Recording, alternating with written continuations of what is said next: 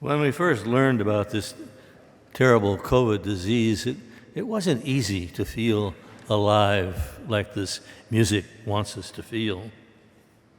I know I didn't in the beginning. I hated being shut up in my own house, and even though I was used to it, in some ways it felt like being in jail. I know some of you may have felt the same way, but I don't quite feel that way anymore. It's as though the fog is beginning to lift, and instead of muted colors on the buildings in the San Francisco landscape, we begin to see color again. And that's good, because as Howard Thurman suggested in this morning's reading, the world needs in it people who feel alive so they can develop the kind of hope that's necessary to overcome the pessimism that sees so many of us during the twin times of COVID and the lingering on of Trumpist attitudes that continue to threaten our very democracy. The people who've fallen for those kind of ideas have lost the empathy and compassion that are so basic to having hope for the future. For whatever their reasons, such people would prefer, instead of caring for the whole of our society, to sinking into a kind of selfishness in which the well-being of other people just is no longer relevant. They think others should take care of themselves or just get out of the way. Unitarian Universalists have had a long history of rejecting such attitudes, at least when we've been at our best, and there have been times when we weren't, of course. It's why instead of complaining about restrictions on in-person worship during the pandemic, we turn to electronic means for bringing us into community, just like the singers were on that screen as they were singing from their own homes, but together with one another. We found ways to achieve that, ways to be together without risking infecting ourselves or our fellow congregants with this disease that has taken hold of so many. During the time we were honoring the lockdown, my wife and I found comfort in watching The Tonight Show. We hadn't watched that much in the past, the show with Jimmy Fallon. But before he returned to the glitz of his Broadway studio in New York, Fallon broadcast his show from home, and his wife filmed it on her iPhone with their children running around and bumping into each other and playing games.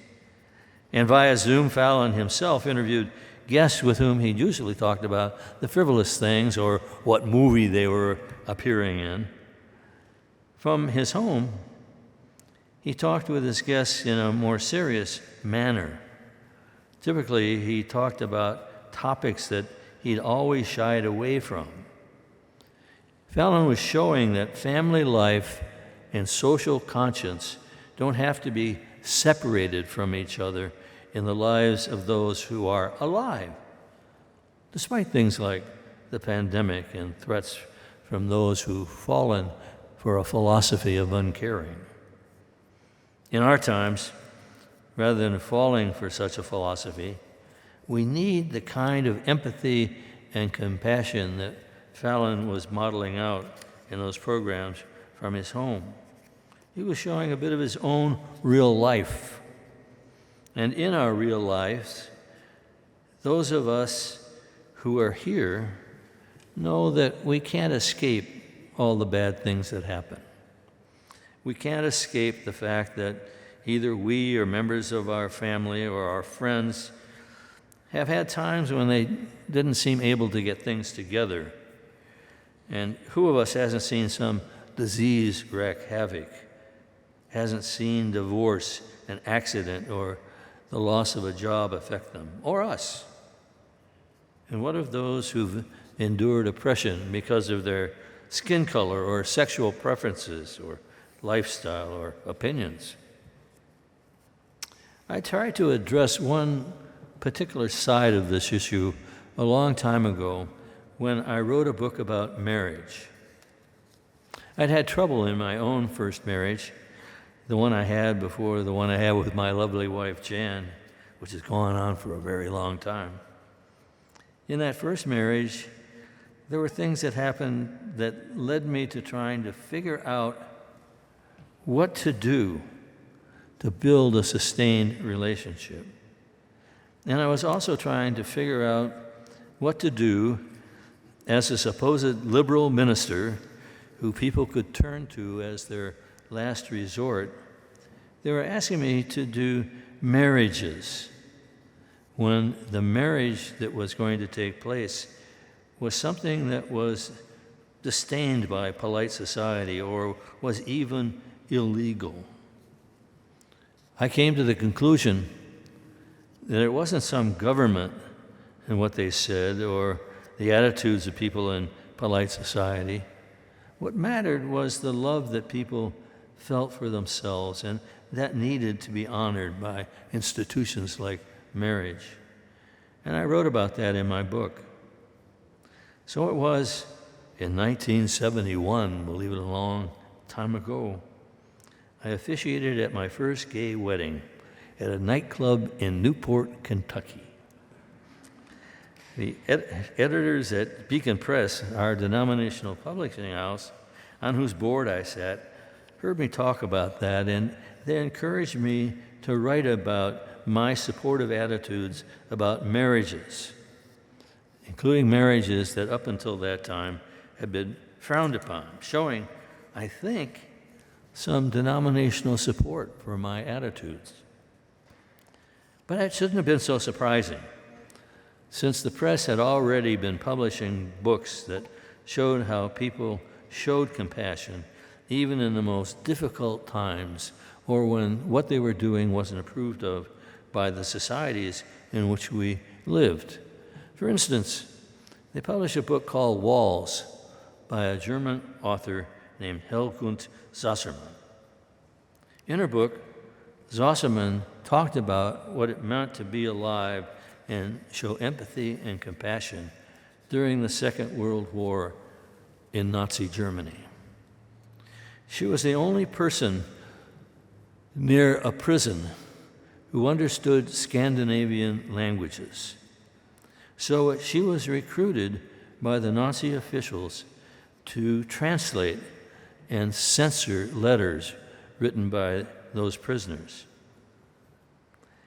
During that time, what she was able to do, because remember, she was the only one who understood Scandinavian languages in that area, was to allow the prisoners to hear from their families about their real lives and their real feelings and to communicate back to them likewise.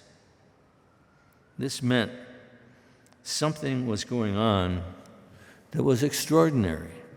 So extraordinary that one of the prisoners said to her, "What you are doing makes me understand I am alive, no matter what these things going on are doing to me." It's significant that Zassermann brought her book to Beacon Press. She did so not only because she admired the social conscience the press had shown in publishing books like the Pentagon Papers. It was because the books Beacon published showed that Unitarian Universalists were caring people. We are. We are people who not only want to feel alive ourselves, but want others to be able to feel alive as well, understanding the meaning of what Arianna Huffington writes in an online post she published in more recent times. Huffington wrote, "Since Einstein, scientists have been trying to come up with a theory of everything, which would explain our entire physical world by reconciling general relativity with quantum physics. In the study of our emotional world, there is no analogous theory of everything. But if there were, empathy and compassion and giving would lie at the center of it.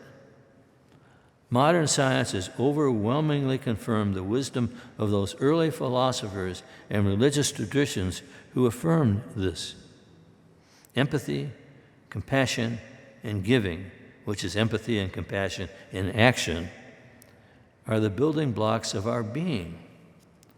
With them, we flourish. Without them, we wither. If we're to flourish, our Unitarian Universalist forebears believed that it would come from following what David Brooks calls a humility code. Such a code would say that rather than waiting for happiness to come our way, we should live in a way that creates it. We should work to understand ourselves, including not only the gifts we have, but the flaws with which we must deal. We should know that we don't have to be better than others, just be ourselves at our best. We should understand the connectedness we have with others and with life itself. We should get behind the notion that life should always be good to us. That is not a notion that sustains itself. So when bad things happen, we should pull ourselves together and get on with our lives. And if we need help in doing that, we should ask someone to help us. For after all, they're a part of this interconnected web of existence of which we're a part too. And when good things happen, we should respond, understanding, as the theologian Paul Tillich put it, we are accepted by this universe of which we are part as long as we have the courage to be. Being alive in this way isn't something onerous as some people would like us to think. In fact, there's a joy in it. As one person put it, a life of compassion and caring in which human life and human well-being are not matters of some kind of economic equation, but is regarded as something sacred, is something we should understand and live. The pandemic that has held us in its grasp is beginning to fade a bit, and as it does, we should be able to regain a sense of aliveness, the empathy and compassion that go with it. If we can, we'll be able to behave in ways that help us to move closer to the social and economic justice which our world so desperately needs to achieve. Doing this rather than falling into self-servingness, as we would be lured into by Trumpism, is what our world so desperately needs. It needs it especially when times feel bleak. Adding to this bleakness with pessimism doesn't help. What will help, as Barack Obama put it, will be to go out and make some good things happen. Doing this will help fill the world with hope, and that will fill us with hope too. So do as much as we can to feel alive and help others to feel that way too, which is a thought to which I would say, Amen and Shalom. Let us all share the blessings of this earth and add to it our own blessings. Amen.